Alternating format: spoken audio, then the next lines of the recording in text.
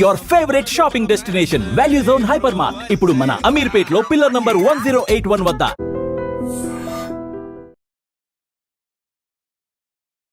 Hi guys, welcome to I dream. నేను మీ Chanakya. Guys, mutual ఫండ్స్లో చాలామంది ఇన్వెస్ట్ చేస్తూ ఉంటారు. కాకపోతే అందులో ఎస్టీపీ మోడల్ అని మనం వింటూ ఉంటాము, ఎస్ఐపి మోడల్, ఎస్డబ్ల్యూపీ, ఇలా బోల్డ్ అని ఉంటాయి. అసలు ఇప్పటివరకు మనం వీడియో చేసిన వాటిలో ఎస్డబ్ల్యూపీ గురించి తెలుసుకున్నాము, ఎస్ఐపి గురించి బాగా తెలుసుకున్నాము. కాకపోతే అసలు ఎస్టీపీ అని కూడా మనం అంటూ ఉంటాము. అసలు ఏంటి ఎస్టీపీ, మరి దీన్ని మనం ఎట్లా వినియోగించుకుంటే మనకంటూ డబ్బులు అనేది కూడా బాగా వస్తుంది అనే దాని గురించి మనకైతే చెప్పడానికి ఇప్పుడు మనతో పాటు కూడా మన పర్సనల్ ఫైనాన్షియల్ అడ్వైజర్ విజయ్ కర్ణం గారు ఇప్పుడు మనతో పాటు ఉన్నారు. ఆయనతో మాట్లాడదాం. Hi sir. హలో అండి. సార్, ఇంతకుముందు మనం వీడియోస్ ఎస్ఐపి గురించి చేసాం, ఎస్డబ్ల్యూపీ గురించి చేసాం, కానీ ఎస్టీపీ గురించి మాత్రం మనం మర్చిపోయినట్టున్నాం. అవును. అందుకోసమే ఇప్పుడు అసలు ఎస్టీపీ అంటే ఏంటి, అది ఎలా వర్క్ అవుతూ ఉంటుంది? సో ఓకే అండి, ఎస్టీపీ మోడల్ గురించి చెప్పే ముందు మనకి అసలు మ్యూచువల్ ఫండ్లోకి అసలు ఎన్ని వేస్ ఉన్నాయి, ఏ వేస్ అమౌంట్ పంపించే, ఏ వేస్ అమౌంట్ తీసుకునేవి ఒకసారి మనం బ్రీఫ్గా చెప్పుకుందాం. దాని తర్వాత ఎస్టీపీ గురించి నేను డీటెయిల్గా చెప్తాను. సో ఎస్ఐపి అంటే మనకు అందరూ తెలిసిందే కదా, ఎవ్రీ మంత్ పర్టికులర్ అమౌంట్ ఒక మ్యూచువల్ ఫండ్ అకౌంట్లోకి పంపించడం ఎస్ఐపి. అంటే ఎవ్రీ మంత్ 5th డేట్గా 10th డేట్గా 10,000 50,000 మనం ఎస్ఐపి ద్వారా చేస్తుంటాం. ఆ మ్యూచువల్ ఫండ్ అకౌంట్లోకి అమౌంట్ వెళ్తూ ఉంటుంది, ఇన్వెస్ట్ చేసుకుంటూ వెళ్తుంటుంది. అది ఎస్ఐపి. లంసమ్ అంటే మనం అట్ ఏ టైం ఒక 5 lakhs 10 lakh రూపీస్ మ్యూచువల్ ఫండ్లోకి ఇన్వెస్ట్ చేయడం. అంటే ఒకసారి ఇన్వెస్ట్ చేస్తాము, నెక్స్ట్ మంత్ మళ్ళీ కట్టేది ఏమి ఉండదు, ఒకేసారి ఇన్వెస్ట్ చేస్తాం. అది లంసమ్. ఎస్డబ్ల్యూపీ అంటే ఏంటి అంటే మనం ఇన్వెస్ట్ చేసిన అమౌంట్ ఏదైతే ఉందో, ఎస్ఐపి ద్వారా లంసమ్ ద్వారా ఇన్వెస్ట్ చేసిన అమౌంట్ ఉందో అది క్రమక్రమంగా అంటే ఎవ్రీ మంత్ కొంచెం కొంచెం అమౌంట్ మనం విత్డ్రాల్ చేసుకోవడం ఎస్డబ్ల్యూపీ, సిస్టమేటిక్ విత్డ్రాల్ ప్లాన్. ఇవి 3 రకాలు. సో 4th టైప్ ఏంటి అంటే systematic transfer plan. Systematic transfer plan అంటే ఏంటి అంటే ఇది ఒక ఫండ్ నుంచి ఇంకో ఫండ్కి అమౌంట్ పంపించడం సిస్టమేటిక్ ట్రాన్స్ఫర్ ప్లాన్. సో ఇక్కడ systematic transfer plan as a future emerge కావడానికి అంటే అది స్టార్ట్ కావడానికి రీజన్స్ కూడా మనం ఒకసారి చూసుకోవాలి. ఎస్ఐపి చేయాలి అంటే డిసిప్లిన్ చాలా ఉండాలి. అంటే ఎవ్రీ మంత్ కమిటెడ్గా ఇంత అమౌంట్ మనం చేస్తూ ఉండాలి. కొంతమంది కుదురుతుంది, కొంతమంది కుదరదు. అందుకే ఎస్ఐపి కొంతమందికి ఫెయిల్ అవుతుంది, కొంతమందికి వర్కౌట్ కాదు. లంసము కొంతమంది కుదురుతుంది, అంటే ఇయర్లీ వన్స్ లేకపోతే క్వార్టర్లీ వన్స్, ఎవ్రీ 3 monthsకి 6 monthsకి ఒకసారి ఇన్వెస్ట్ చేసే వాళ్ళకి లంసమ్ వర్కౌట్ అవుతుంది. కానీ ఈ ఇన్ బిట్వీన్ ఉన్న వాళ్ళ కోసము, అంటే ఈ ఇన్ బిట్వీన్ ఈ 2 వర్కౌట్ కాని వాళ్ళ కోసం ఎస్టీపీ అనేది మనం కన్సిడర్ చేసుకోవచ్చు. ఓకే, ఎందుకు ఎస్టీపీ ఈ రెండింటి మధ్యలో ఉంటుంది అని నేను చెప్పడానికి రీజన్ ఏంటి అంటే మనకి ఇప్పుడు ఏ అమౌంట్ వచ్చినా సరే, 5,000 వచ్చినా 50 లక్షలు వచ్చినా ర్యాండమ్గా తీసుకొని ఎస్టీపీ చేసేసుకున్నాం అనుకోండి, డెఫినెట్గా మనకి ఎస్ఐపి లంసమ్ కంటే ఎక్కువ రిటర్న్స్ వచ్చే ఛాన్సెస్ ఉంటాయి ఎస్టీపీలో. ఓకే, ఎందుకు అట్లా అంటున్నానంటే ఎస్టీపీ ఏమవుతుందంటే ఇర్రెస్పెక్టివ్ ఆఫ్ మార్కెట్ మూమెంట్స్కి సంబంధం లేకుండా మీ అమౌంట్ని డెట్ ఫండ్స్ నుంచి లేకపోతే ఏదైనా కన్సర్వేటివ్ ఫండ్ ఉందో ఆ ఫండ్ నుంచి హైలీ అగ్రెసివ్ ఫండ్కి ట్రాన్స్ఫర్ అవుతూ ఉంటుంది. సో అక్కడ కూడా మీకు మళ్ళీ స్ట్రాటజీ ఉంటుంది. అది పర్ వీక్ చేయాలా, పర్ మంత్ చేయాలా, లేకపోతే ఎవ్రీ 15 daysకి చేయాలా అనేది కూడా ఉంటుంది. సో అక్కడ మీరు ఎంత మంచి ప్లానింగ్ చేసుకుంటున్నారో అక్కడ తెలిసిపోతుంది అనమాట మనకి. సో చాలామంది ఏం చేస్తారు, ఎవ్రీ మంత్కి పెట్టుకుంటారు, ఎవ్రీ క్వార్టర్లీ కూడా కొంతమంది పెట్టుకుంటారు. సో మనం మార్కెట్ మూమెంట్ బట్టి మన స్ట్రాటజీ ప్రకారం మనకి ఎంత క్యాపిటల్ ఉంది అనే దాన్ని బట్టి కూడా చేంజ్ అవుతూ ఉంటుంది. సో అది ఎస్టీపీ. అంటే ఒక ఫండ్ నుంచి ఇంకో ఫండ్కి అమౌంట్ పంపించడం ఈజ్ ద ఎస్టీపీ. అసలు ఎందుకు చేయాలి ఎస్టీపీ అంటే ఎస్ఐపి ఉంది, లంసమ్ ఉంది, ఎస్టీపీ ఎందుకు చేయాలి? సో మనం ఒకసారి ఒక క్యాపిటల్ లంసమ్ అమౌంట్ వచ్చింది, మార్కెట్ ఆల్ టైమ్ హైస్లో ఉంది, అంటే ఆ మార్కెట్ ఎప్పుడైతే లోలో ఉందో అప్పుడు డైరెక్ట్ లంసమ్ చేసుకుంటే కొంచెం రిటర్న్స్ వచ్చే ఛాన్సెస్ ఉంటాయి. కాకపోతే మార్కెట్ ఎప్పుడైతే హైలో ఉందో అప్పుడు మనము లంసమ్ డైరెక్ట్గా చేస్తే డెఫినెట్గా అక్కడ నుంచి మనకి నెగిటివ్ రిటర్న్స్ రావడానికి ఛాన్సెస్ చాలా ఉంటాయి. ఓకే, సో అప్పుడు మనం ఏం చేయాలంటే మార్కెట్ ఆల్ టైమ్ హైస్లో ఉన్నప్పుడు మనం ఏం చేయాలంటే ఒక డెట్ ఫండ్లో, ఒక కన్జర్వేటివ్ ఫండ్లో మనం ఇన్వెస్ట్ చేసుకొని ఒక 10 lakhs 50 lakhs 1 crore మనం ఏదైతే ఇన్వెస్ట్ చేస్తామో అది అక్కడ ఇన్వెస్ట్ చేసుకొని గ్రాడ్యువల్గా ఈక్విటీ ఫండ్స్కి మనం ఎక్స్పోజర్ చేసుకోవాలి. ఆ ఈక్విటీ ఫండ్స్ కూడా ఎట్లా ఉండాలంటే కంప్లీట్ అసెట్ అలొకేషన్ అనేది క్లారిటీగా మెయింటైన్ చేస్తూ ఉండాలి. మనం అక్కడ మనము అగ్రెసివ్ ఫండ్ ఉండాలి, కొంచెం కన్జర్వేటివ్ ఫండ్ ఉండాలి, లేకపోతే hybrid funds, multi asset funds అట్లాంటివి కూడా ఉండాలి. ఎందుకు అంటే మనం ఈరోజు ప్లాన్ చేసుకుంటున్నప్పుడు మనకు అసలు అవసరమే లేదు అమౌంట్ అనుకుంటాం. చాలామంది ఏం చేస్తారు, 10 lakhs 20 lakhs ఉన్నాయి, మాకు నెక్స్ట్ 10 years వరకు మనకు అవసరం లేదు అనేసి అంటారు. కాకపోతే 1-2 years తర్వాత ఏదో ఎమర్జెన్సీకి ఇక్కడే వచ్చి విత్డ్రాల్ చేస్తారు. దానివల్ల వాళ్ళు నెగిటివ్ రిటర్న్స్ తీసుకుంటారు అనమాట. సో అట్లాంటివి రాకుండా ఉండడానికి ఈ అసెట్ అలొకేషన్ అనేది హెల్ప్ అవుతుంది.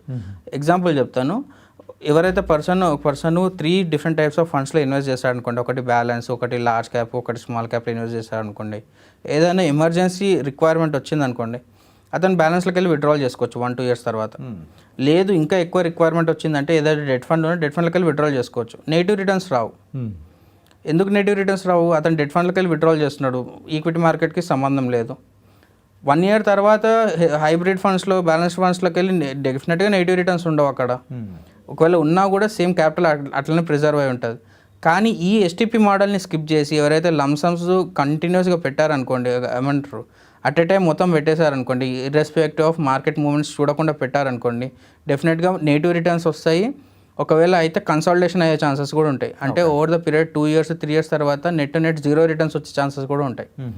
ఇది కాకుండా ఒకవేళ అక్కడ నుంచి వాళ్ళు మార్కెట్ లోస్లో ఉన్నప్పుడు విత్డ్రాల్ చేశారనుకోండి, డెఫినెట్గా వాళ్ళకి అసలుకి క్యాపిటల్ అప్రిసియేషన్ అనేది ఎప్పటికీ జరగదు. ఒక ఎగ్జాంపుల్ మనం లాస్ట్ టైంలో కూడా మాట్లాడుకున్నాం. లంసమ్స్ అన్ని ఈక్విటీ ఫండ్స్లో 50 lakhs వేసుకుంటే వెళ్ళినప్పుడు వాళ్ళకి అసలు నెట్ నెక్స్ట్ 1 ఇయర్లో, అంటే లాస్ట్ 1 ఇయర్లో వాళ్ళు నెట్ రిటర్న్స్ చూసుకుంటే 7 lakhs నెగిటివ్లో ఉన్నాడు అతను. అవును, చెప్పారు. సో అట్లా ఈ మిస్టేక్స్ అనేవి చాలా కాస్ట్లీ మిస్టేక్స్ ఇవి. సో అందుకే సిస్టమేటిక్ ట్రాన్స్ఫర్ ప్లాన్ గురించి డెఫినెట్గా తెలుసుకోవాలి అందరూ. అండ్ ఇక్కడ మీకు అడ్వైజర్ హెల్ప్ ఎక్కడ యూజ్ అవుతుంది అంటే అసెట్ అలొకేషన్ ఎక్కడ చేసుకోవాలి, మీ రిక్వైర్మెంట్స్ ఏంది, దాని నుంచి మీరు ఎన్ని ఇయర్స్ తర్వాత మంత్లీ ఇన్కమ్ విత్డ్రాల్ చేయాలనుకుంటున్నారా, లేకపోతే క్యాపిటల్ అప్రిషియేషన్ చేయాలనుకుంటున్నారా. నేను ఇంతకుముందు మీకు డెట్ ఫండ్ నుంచి ఈక్విటీ ఫండ్ ట్రాన్స్ఫర్ అని చెప్పాను కదా. ట్రాన్స్ఫర్ చేసినప్పుడు మీకు ఫర్ సపోజ్ 5 months 6 months తర్వాత మంత్లీ ఇన్కమ్ రావాలంటే ఒక స్ట్రాటజీ ఉంటుంది. నెక్స్ట్ 2 years తర్వాత విత్డ్రాల్ చేయాలంటే అసెట్ అలొకేషన్ మిక్స్ చేంజ్ అవుతుంది. అండ్ 5 years తర్వాత రావాలంటే కంప్లీట్ అగ్రెసివ్ మోడ్లోకి వెళ్ళాల్సి వస్తుంది. అప్పుడు మీ అసెట్ అలొకేషన్ స్ట్రాటజీ చేంజ్ అవుతుంది. సో ఒక్కొక్కరికి ఒక్కొక్క డిఫరెంట్ టైప్ అనేది ఉంటుంది. దాన్ని బట్టి వాళ్ళ రిటర్న్స్ కూడా చేంజ్ అవుతుంటాయి. సో ఈ స్ట్రాటజీస్ డెఫినెట్గా హెల్ప్ అవుతుంది.